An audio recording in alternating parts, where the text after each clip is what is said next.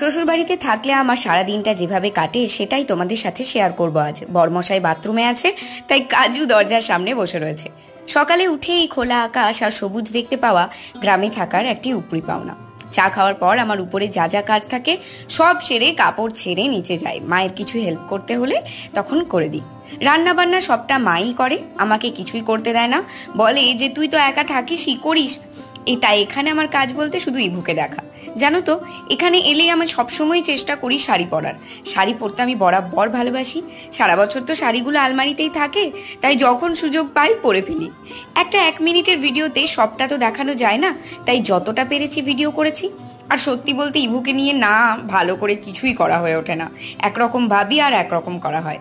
বিকেলে মাকে একটু লাল চা করে দিলাম আর নিজের জন্য দুধ চা করলাম।